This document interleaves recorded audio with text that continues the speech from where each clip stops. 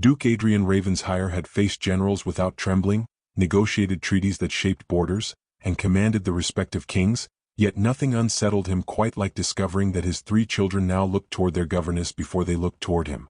The realization followed him through the glittering halls of Ravenshire Castle on the evening of the annual diplomatic banquet, where crystal chandeliers scattered warm light across polished marble floors and the finest nobles in Britain gathered beside ambassadors, bishops, military officers, and distinguished guests from across Europe. Laughter floated through the magnificent ballroom, violins filled the air with graceful melodies, and silver trays glided between elegantly dressed guests.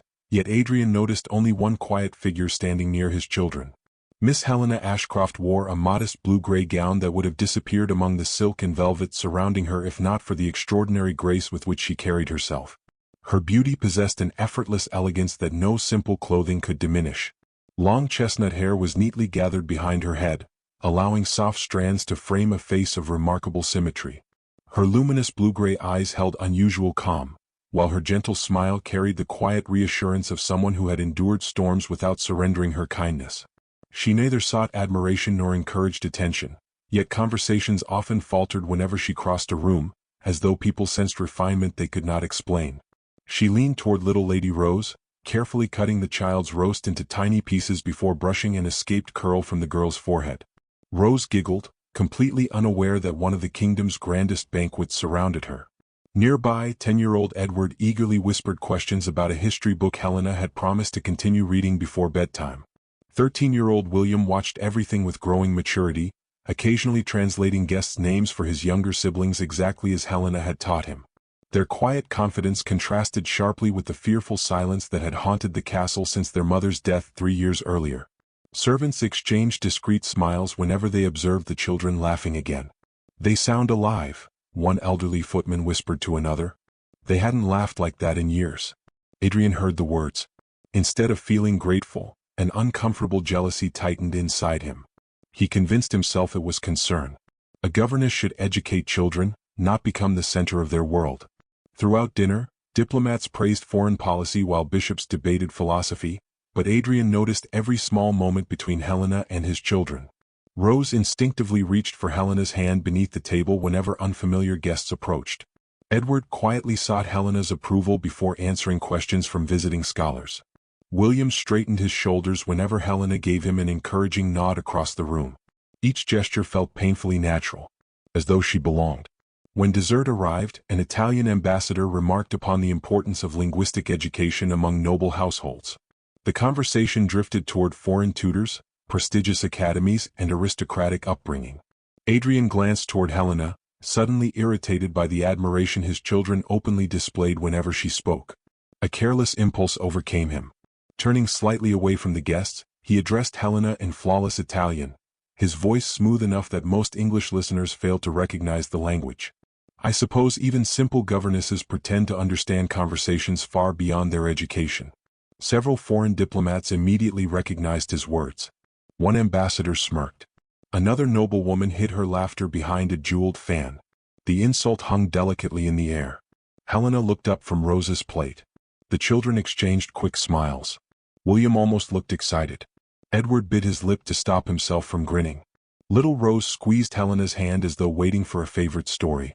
Helena met Adrian's gaze without the slightest hint of embarrassment. Then she answered.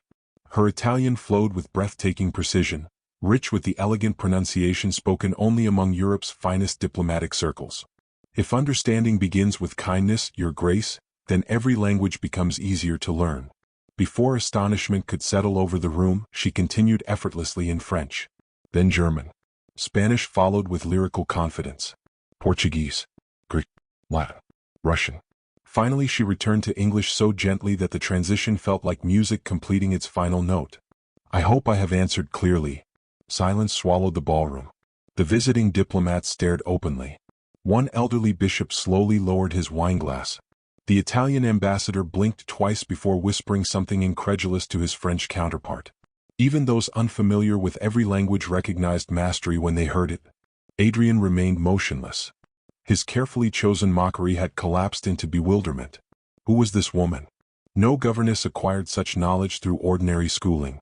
No village teacher mastered 9 languages with effortless elegance. Yet Helena offered no explanation. She merely smiled politely, cut another bite of food for Rose, reminded Edward not to forget his napkin, and quietly asked William whether he remembered yesterday's Italian vocabulary. Life simply continued. The guest, however, could speak of nothing else. Whispers rippled across the ballroom. Was she educated abroad? Could she be the daughter of a diplomat? Why would such a woman become a governess? Adrian heard every question. None matched the ones forming inside his own mind. After the banquet ended, the castle gradually settled beneath moonlit silence. Helena tucked Rose into bed with a lullaby soft enough to soothe frightened dreams, helped Edward organize his scattered books, and wished William good night after correcting the final line of his Italian exercise. Only when the children slept did she retreat alone to the small room beneath the eastern tower. Passing through the dim corridor, Adrian noticed light beneath her door. Curiosity overcame pride. Looking inside, he found Helena seated beside a single candle, her worn leather journal open across the desk. Ancient diplomatic correspondence lay beside it, and she quietly translated faded Latin passages into flawless English with practiced ease, pausing only to touch one handwritten page as though it belonged to someone she had loved beyond words. Sleep refused to visit Duke Adrian Ravenshire after the banquet. Long after the castle lamps dimmed, one question lingered in his thoughts with relentless persistence. Who was the quiet governess capable of speaking like Europe's finest diplomats while living in a modest room beneath his roof? The answer lay years behind Helena Ashcroft, buried beneath grief, betrayal, and sacrifices that no title could erase. Helena had once belonged to Ashcroft Manor, one of Britain's oldest and wealthiest noble estates. Marble halls echoed with scholars, ambassadors, musicians, and philosophers invited by her father, Lord Edmund Ashcroft, whose reputation as Europe's greatest diplomat reached royal courts from London to Vienna. Unlike many noblemen who valued appearances above character, Edmund treasured learning, compassion, and honesty. He believed language opened doors that power alone never could, and he devoted himself to teaching his only daughter everything he knew. Every sunrise became a lesson. Italian accompanied breakfast conversations. French filled afternoon walks through rose gardens. German echoed inside the library. Spanish drifted through music lessons. Portuguese, Greek, Latin, and Russian followed naturally, until English itself became only one voice among many inside Helena's remarkable mind. Her father never praised her beauty, though she grew into an extraordinarily graceful young woman admired wherever she appeared. Instead, he praised her patience whenever she stumbled and her humility whenever she succeeded. By 21, Helena could discuss philosophy with bishops, negotiate politely with ambassadors, and comfort frightened servants with equal sincerity. Guests often remarked that she possessed rare brilliance wrapped inside uncommon kindness. Rather than accepting compliments, she spent afternoons reading stories to kitchen children, carrying blankets to elderly tenants, or tending injured birds brought by stable boys.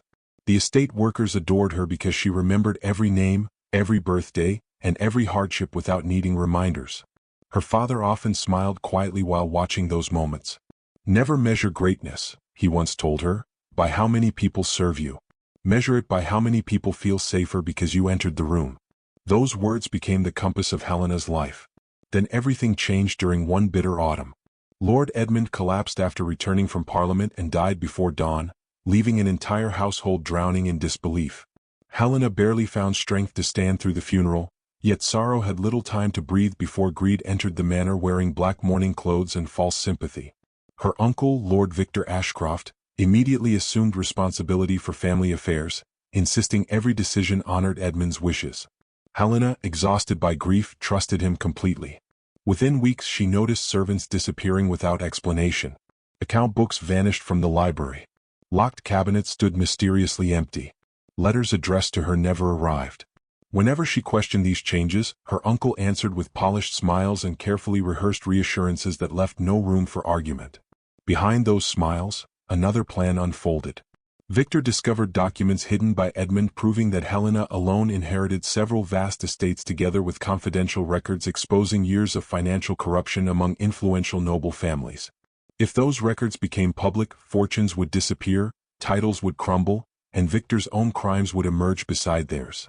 Helena herself became the greatest obstacle standing between ambitious men and unimaginable wealth. Removing her legally proved impossible. Destroying her reputation seemed far easier. Rumors spread with astonishing speed. Jewels disappeared. Forged love letters appeared inside drawing rooms. Anonymous witnesses claimed Helena secretly entertained unsuitable gentlemen. Whispers accused her of stealing family funds. Every accusation lacked evidence. Every lie somehow found eager listeners. Her jealous cousins added dramatic stories each day, pretending concern while feeding society's appetite for scandal. Her aunt lamented Helena's supposed disgrace before guests, weeping convincingly enough that many believed every tear. Invitations ceased arriving. Friends crossed streets rather than greet her. Women who once embraced her now lowered their voices whenever she entered a room. Helena continued asking one heartbreaking question. "Show me the proof." No one ever did. Even worse, no one cared. The gossip itself became proof enough. Her grandmother, once Helena's greatest comfort after childhood nightmares, refused to receive her. Standing before the great oak door where she had spent countless Christmas mornings, Helena waited through cold rain until an elderly servant reluctantly delivered a single sentence. "Her ladyship asks that you never return." The word struck harder than any accusation. Only one hope remained. Her younger brother Thomas had always followed her through gardens, borrowed her books, and trusted every promise she made. Surely he would believe her innocence. Instead, he stood silently beside their uncle. Pain clouded his eyes, yet fear outweighed love. "I don't know what to believe anymore," he whispered. Helena realized then that lies repeated often enough could steal even the people who once knew her best. She neither screamed nor argued. She simply nodded. Returning to her bedroom one final time, she packed one small suitcase, several plain dresses, and her father's worn leather journal containing years of handwritten lessons, translations, and personal reflections. Before closing the empty room forever, she rested her hand upon the windowsill where her father had once pointed toward distant horizons and promised that knowledge would always give her freedom. She left before sunrise. No carriage accompanied her. No servants waved farewell. Snowflakes settled silently across the long road as the manor disappeared behind gray morning mist. Helena possessed no fortune, no title recognized by society, and no certainty about tomorrow. She carried only dignity that others had failed to steal. The years that followed shaped her far more deeply than privilege ever had. She earned modest coins teaching village children their letters, translated forgotten correspondence for elderly laborers, repaired leaking roofs beside grateful widows, cooked warm meals for hungry neighbors, and nursed abandoned animals until they trusted gentle hands again. Whenever winter arrived, she quietly divided her own firewood among older couples unable to gather enough themselves. People loved her without knowing she had once dined beside royalty, and that anonymous affection slowly healed wounds betrayal had left behind.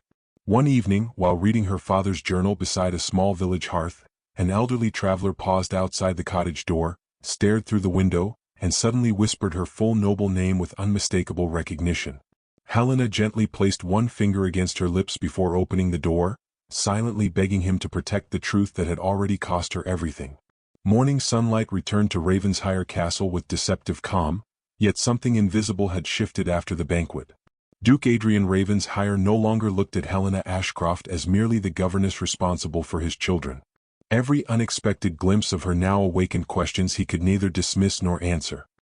He noticed the confidence hidden beneath her humility, the refinement concealed by plain dresses, and the quiet sadness that occasionally crossed her eyes before disappearing behind another gentle smile. Helena behaved exactly as she always had. She supervised William's lessons with patient encouragement, transformed Edward's endless curiosity into disciplined learning, and filled little Rose's days with stories that made even rainy afternoons feel magical. She accepted every task without complaint, thanked every servant by name, and quietly slipped away whenever praise threatened to find her. The mystery surrounding her only deepened because she never attempted to appear mysterious. One crisp autumn morning Adrian rode into the nearby village to inspect tenant farms. He expected polite greetings reserved for a duke. Instead, something entirely different unfolded before him. Children abandoned their games the instant Helena stepped from the carriage carrying baskets of bread and medicine. They rushed toward her laughing, clinging to her skirts as though greeting a beloved sister after years apart. Helena knelt to embrace each child, remembering every name and asking about sick grandparents, school lessons, and missing pets. Their smiles held effortless trust that no title could command. An elderly farmer removed his weathered hat before placing fresh vegetables into Helena's basket. "My grandson still walks because of you," he said softly. "No payment could ever equal what you did." Helena thanked him warmly and insisted on paying anyway. The old man refused, smiling through grateful tears. Further along the lane, a widowed seamstress hurried from her tiny cottage and wrapped Helena in a heartfelt embrace. "The roof has not leaked once since you repaired it," she whispered. "You climbed into the rain when everyone else stayed home." Helena laughed gently and reminded the widow to keep herself warm during the coming winter. Outside the village forge, the blacksmith waved away the coins Helena offered for repairing Rose's favorite toy horse. "You watched beside my wife's bed every night until her fever broke," he said. "Please don't insult me by paying." Adrian observed every exchange in stunned silence. No speeches. No grand gestures. Simply years of kindness returning quietly to the woman who had given it first. On the journey back to the castle, Rose fell asleep against Helena's shoulder while Edward proudly described a new book he hoped to read. William rode beside the carriage translating simple Italian phrases Helena had taught him. Adrian realized his children sounded happier than they had since losing their mother, and the realization no longer inspired resentment. It stirred gratitude mixed with something gentler and far more dangerous. Within weeks the castle staff began calling Helena by a name she never heard. The lady with the gentle hands. She soothed frightened horses without force. She calmed anxious servants before difficult gatherings. She mended torn curtains instead of replacing them and somehow made every person she encountered feel quietly important. Adrian caught himself searching hallways simply to know where she was. The discovery unsettled him. One rainy evening he entered the nursery intending to speak with Rose before bedtime. Instead he found Helena seated beside the window, carefully repairing the little girl's favorite blue dress. Candlelight glowed across the fabric while rain whispered against the glass. No servant had asked her to sew it. She had merely noticed the torn hem after afternoon play. Without speaking, Adrian sat across from her. Needle passed through cloth. Rain tapped gently outside. The fire crackled softly. Neither seemed eager to disturb the peaceful silence. For the first time in years, Adrian felt no pressure to speak, no need to perform the duties expected of a duke. Simply sharing the quiet beside Helena somehow eased burdens he had carried since his wife's death. When the final stitch disappeared, Helena smiled with quiet satisfaction. "Rose will be happy tomorrow," she murmured. Adrian answered with a simple nod because anything more felt unnecessary. Days later he returned late from estate business and passed the library after midnight. Helena had fallen asleep in a chair beside the fireplace, an open history book resting across her lap. A loose strand of chestnut hair brushed her cheek while the dying fire painted warm light across her peaceful face. Without waking her, Adrian retrieved the wool blanket that had once belonged to his late wife. For years he had allowed no one else to touch it. Hesitating only a moment, he gently draped it over Helena's shoulders before quietly leaving the room. The following morning Helena found the blanket folded beside her chair. She recognized its fine embroidery immediately and wondered who could have shown such unexpected thoughtfulness. Adrian never mentioned it and neither did she. Not everyone welcomed Helena's growing place within the household. Several neighboring noblewomen considered her popularity an insult. During a charitable garden gathering they whispered cruel remarks about her plain clothing, unfashionable shoes, and unmarried status. One elegant lady deliberately brushed past, spilling dark wine across Helena's modest dress. "I'm terribly sorry," the woman said without sincerity. Helena instinctively apologized despite bearing no fault. Adrian witnessed everything from only a few steps away. He hesitated. Protocol urged restraint. His conscience demanded action. Before he chose either, the moment had passed. Helena quietly excused herself to change clothes, leaving behind only the memory of wounded dignity carried with remarkable grace. That evening Adrian could not forgive his own silence. Elsewhere in the castle, William closed his lesson book with unusual determination. Edward crossed his arms stubbornly. Little Rose hugged Helena around the waist and announced that none of them wished to attend another gathering where anyone could be unkind to the person they loved most. Helena smiled through glistening eyes, but Adrian overheard every word from the shadowed corridor, and for the first time he admitted a truth more frightening than any battlefield. He could no longer imagine Ravenshire Castle or his own heart, without Helena living within it. Just as a distinguished elderly ambassador arrived unexpectedly at the front gates asking specifically for Miss Helena Ashcroft. The elderly ambassador waited patiently inside Ravenshire Castle's drawing room while Duke Adrian welcomed him with formal courtesy. Instead of discussing politics, however, the visitor asked whether Miss Helena Ashcroft still lived there. Adrian concealed his surprise and invited the gentleman to remain until afternoon tea. Before that meeting could happen, William persuaded his siblings to organize a small picnic beside the forest meadow. Helena reluctantly agreed after ensuring trusted servants accompanied them. Adrian stayed behind finishing estate correspondence, promising to join them before sunset. None suspected fate had already begun changing every life forever that peaceful autumn morning together. The meadow shimmered beneath pale sunshine while gentle breezes carried the scent of pine and wild thyme. Rose gathered flowers into tiny bouquets, Edward searched for unusual insects, and William practiced Italian phrases with Helena between cheerful laughter. Nearby servants unpacked baskets filled with fresh bread, apples, cheese, and warm cider. Beyond the clearing, unseen by everyone, illegal hunters wounded an enormous European brown bear before fleeing in terror.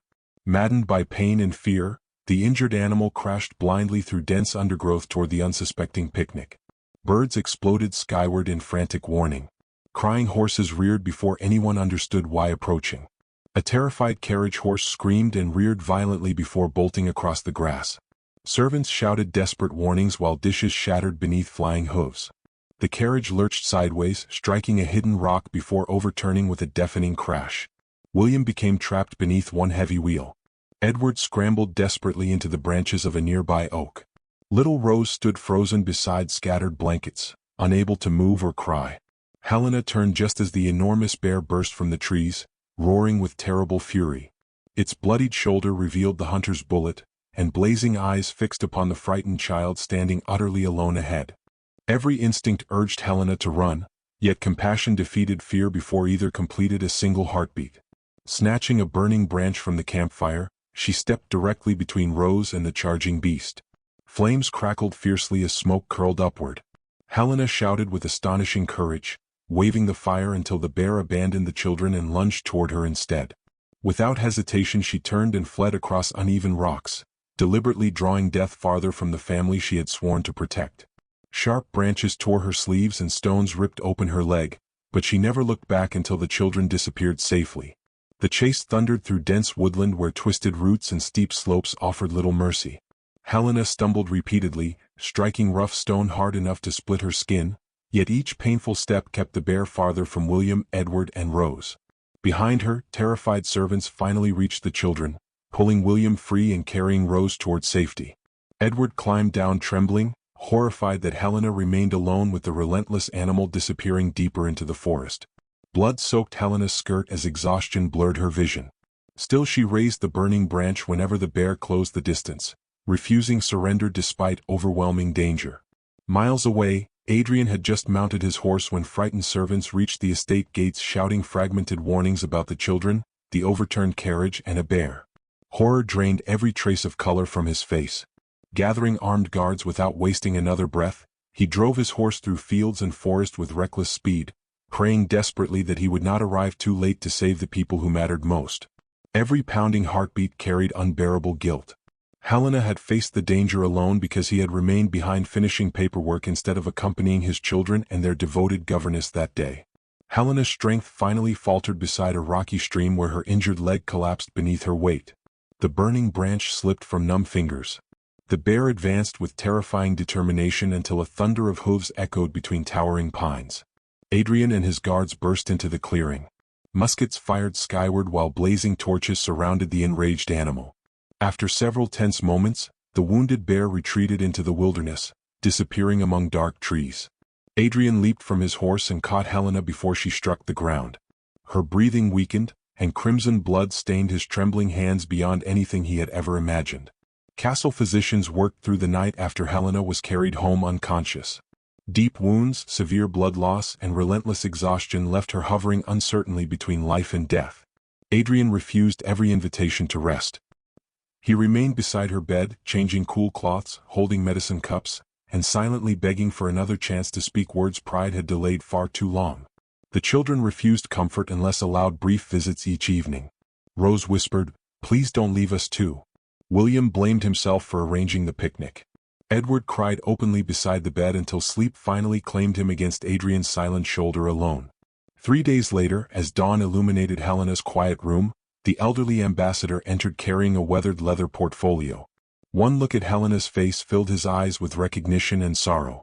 Bowing deeply, he addressed the unconscious governess not as a servant but as Lady Helena Ashcroft, daughter of the greatest diplomat Europe had ever known.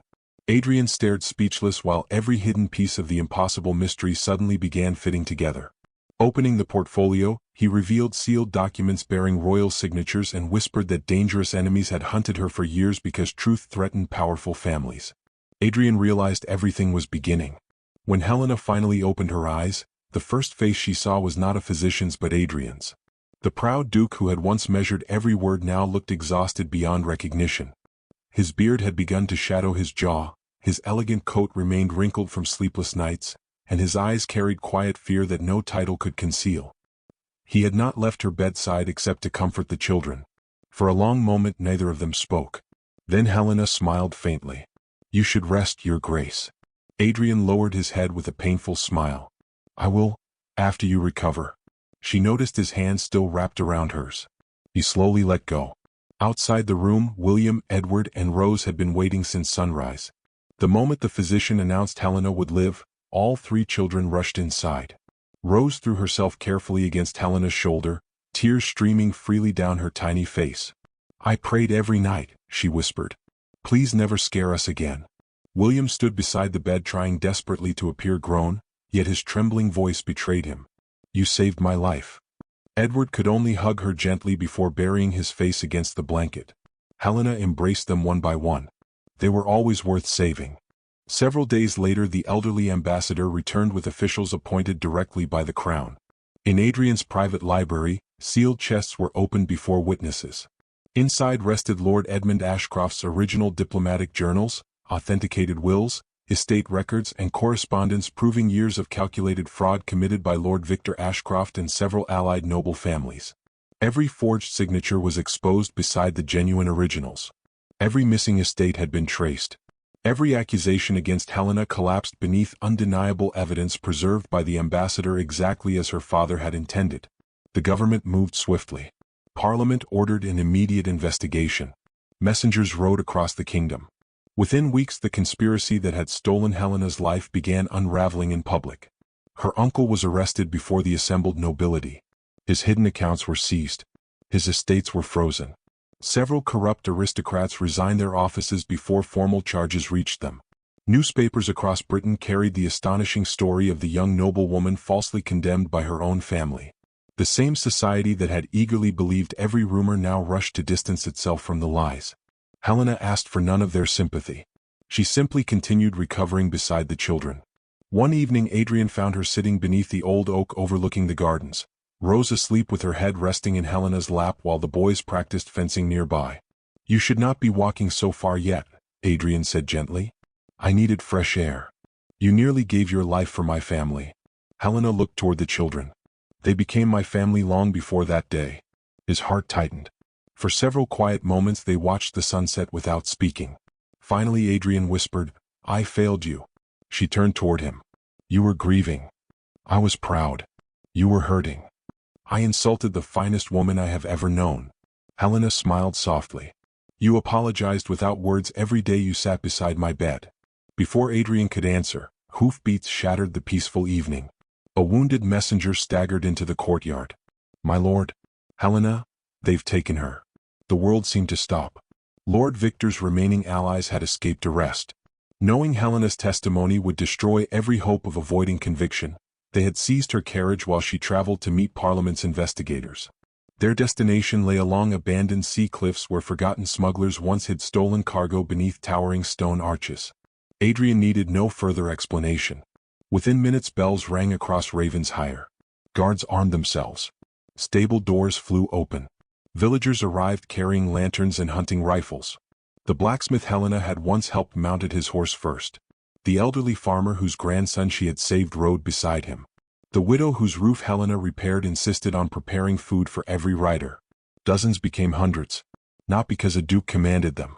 Because Helena had once shown kindness to every one of them. Through driving rain they raced toward the coast. Lightning illuminated crashing waves below towering cliffs. Far ahead, Helena remained bound inside a crumbling warehouse overlooking the sea. Lord Victor stood before her, his elegant clothes unable to hide the desperation consuming him. "You could have ruled beside us," he snarled. "I never wanted stolen wealth. You ruined everything." "No," Helena answered calmly. "Truth did." Enraged beyond reason, Victor ordered his men onto an old wooden walkway suspended above jagged rocks. The structure swayed dangerously above roaring waves that exploded against the cliffs below. As Helena was forced across the weathered planks, distant horns echoed through the storm. Adrian had arrived. The kidnappers scattered into the darkness while guards pursued them through the abandoned tunnels. Victor dragged Helena farther onto the collapsing bridge. "You'll die with your father's secrets." They stopped being secrets the moment honest people found courage. The old timbers cracked beneath their weight. Without hesitation, Adrian stepped onto the collapsing walkway. Every step groaned. Boards splintered. Sea spray soaked the ancient ropes. Victor laughed wildly. "Choose, Duke. Your life or hers. There has never been a choice." The bridge snapped behind Adrian. Only a narrow section remained connected to solid ground. Ignoring the deadly drop beneath him, he crossed the final beams just as Victor raised a pistol. A single gunshot echoed across the cliffs. William, arriving with the guards, had struck Victor's arm with a thrown lantern before the weapon fired true. The pistol tumbled into the sea. Victor lunged toward Helena. Adrian met him first. The two men struggled across the swaying platform until rotten timber finally gave way beneath Victor's feet. Adrian caught his wrist instinctively. For one impossible moment they hung suspended above the crashing ocean. Victor stared upward in disbelief. "Save me." Adrian tightened his grip. "You destroyed innocent lives without mercy." "I'll confess." "Then confess before justice." With tremendous effort, nearby guards reached them with ropes and pulled Adrian and Victor to safety moments before the remaining bridge crashed into the waves below. Helena rushed into Adrian's arms. Neither noticed the storm. Neither cared who watched. For the first time since meeting, they simply held each other. Months later, Parliament formally restored Helena's inheritance and cleared her name before the assembled kingdom. Every forged accusation was erased from the official record. Lord Victor and his accomplices lost their titles, estates, and influence forever. One by one, those who had abandoned Helena came seeking forgiveness. Her grandmother, now frail with regret, could barely stand as tears filled her eyes. "I failed you." Helena embraced her gently. "You cannot change yesterday." Her younger brother Thomas fell to his knees. "I believed strangers instead of my sister." Helena lifted him to his feet. "Then spend the rest of your life believing the truth." Even those who had mocked her publicly found only kindness waiting where bitterness should have lived.